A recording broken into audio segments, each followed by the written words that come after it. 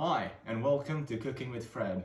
My name is Fred, and in today's episode, we're gonna make a chicken katsu burger.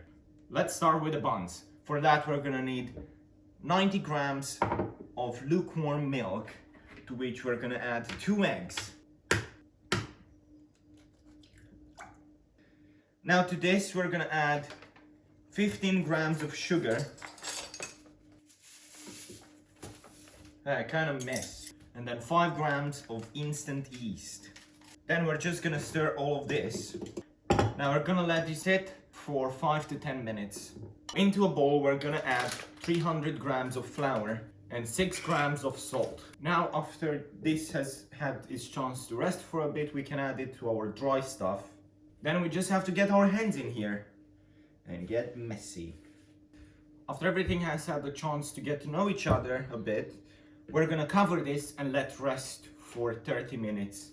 After 30 minutes have passed and the dough has had its chance to rest, we're gonna add 115 grams of room temperature butter to it and try and get it in. Probably recommended to do it on the actual countertop. We're just trying to press and get this to go in the dough. And yes, it's a messy process and it's gonna take a while. And if you start thinking, oh, this isn't coming together, then you're on the right path. And if your arms start to hurt, even better. Fuck you! It's starting to come together and incorporate. After cleaning this a bit, we can go on to the kneading. You can use the heel of your hand or the slap technique. Now this is gonna have to be kneaded for 5 to 10 minutes. Kneading is fun.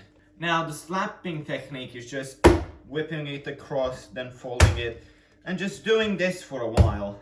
After like 10 minutes of doing this, we can finally check for the window pane test, in which you basically rip off a chunk and try and get it very thin to the point where you can see light through it without it tearing. Now we can shape it up, tuck it underneath, plop it into a bowl, and cover it up. Now that we're done with our dough, we can let it rest for an hour and a half, or until doubled in size. I'll see you afterwards. An hour and a half later, and the dough has risen. So now we're gonna punch it down, show dominance, and then we're gonna extract it onto the countertop. Now we're gonna divide this into 6. Afterwards, we're gonna shape it into a nice stout ball, which we're gonna place on a baking sheet. We're gonna cover this loosely with saran wrap and let it rest for another hour and a half. Since they have doubled in size, now we can give them an egg wash consisting of 1 egg and 15 grams of water. Gently wash this with the egg wash. That is gonna help give it its distinct color. Now that we've done that, we can put it in the oven at 175 Celsius for 20 minutes. They are ready, so now we're gonna take them out the oven. And immediately after doing so, we are gonna take some melted butter and brush all of them over the top. Now that the buns are ready, we can get started on the chicken. Now we're gonna get this piece and cut it in half without cutting ourselves. Now after we've cut the chicken, we're gonna put it between 2 sheets of saran wrap and grab a meat mallet. I don't have a meat mallet, so I'm just gonna use a pan. The idea is to just get it flat to an even thickness. So we're just gonna go. Afterwards, we're gonna take the chicken and season with salt. I also like to cut my chicken into halves. It's gonna make it easier to put on the sandwich afterwards.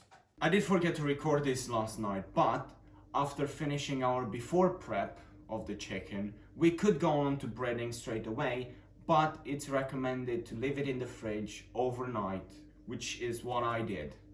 The next day, we have quickly assembled the breading station. Here we have flour, 3 eggs and 30 milliliters of water, and panko breadcrumbs. Have 1 hand for dry stuff and 1 for wet stuff, so that way you don't make a mess on your hands. So we're gonna grab a piece of chicken, we're gonna coat it in the flour, shake off any excess, quickly take it through the egg, just making sure there are no dry spots, and then just drop it in the panko and making sure that we press it in so it adheres to the surface.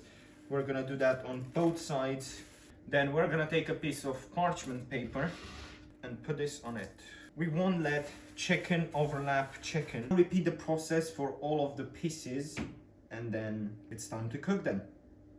Now into a pan we're gonna heat up some neutral tasting oil, in which we're gonna drop one piece at a time facing away from us, so we don't splash hot burning oil on ourselves. Yes, I did put 2 pieces, but that came to bite me in the ass later on, so just do one at a time. After a while you'll start seeing a bit of browning creeping up on the sides. That's how you know it's ready to flip. Afterward just let it brown on the other side as well, then take out on a paper towel to let it drain and cool. After all the chicken is done, we can get started on the assembly. Now that everything is done, we can start assembling. We'll grab one bun, which I've toasted, a simple sauce made of 1 part ketchup, 3 parts mayo, salt, pepper, a bit of hot chili powder, and some finely diced pickle. We're gonna take a bit and just put it on the bottom. Then we're gonna grab some of our lettuce, a piece of chicken, which we're gonna put just there, some tomatoes, which I've salted before, a bit of onion, some pickles.